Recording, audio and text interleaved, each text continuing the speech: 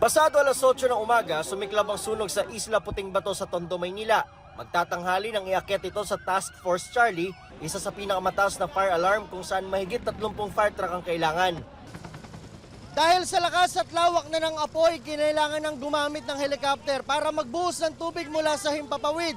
2 helicopter ang nagpapabalik-balik kanina pa para sumalok ng tubig sa mismong dagat, saka itatapon at ibubuhos sa apoy.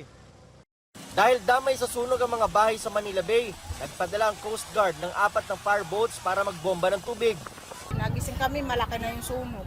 Hindi ko po alam, sir. Paano makabago ulit? Hindi magkamayaw sa paglikas sa mga residente. Nadaanan ko ito, hinabnit ko na lang diretso, sabay talong dagat. Kahit pwede ko na ito mabinta para makain. Marami ang sa dagat na dumaan para makalikas. Ang naisalbang gamit ng ibang nasunugan, isinakay sa balsa o sa pinagkabit-kabit ng mga galon ng tubig at ipinaanod sa dagat. Dito na namin sa bangka dinaan. Kasi hindi na kayo makanan dito sa gitna. Ang ilang lalaki buhat-buhat ang isang kabaong na may patay. May isa namang nawalan ng malay. Ayon sa Bureau of Fire Protection, abot sa 1,000 bahay ang natupok at nasa 3.5 million pesos ang halaga ng pinsala. 2,000 pamilya ang naapektuhan. Inaalam pa ang bilang ng mga sugatang bumbero at residente. Nagsimula ang apoy sa ikalawang palapag ng isang bahay sa Purok 3 pero inaalam pa ang mitya ng apoy.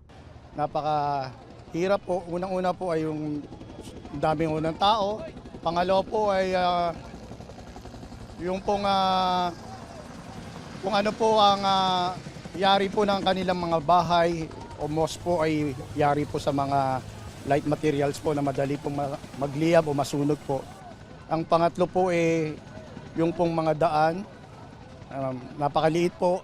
Dahil nasa tabing dagat, malakas din daw ang hangin kaya lalong lumalaki ang apoy. Mataas din daw ang pader sa katabing Manila International Container Terminal o MICT na siyang may access para maapula ang apoy kaya kinailangang gumamit ng hagdan ng mga bombero.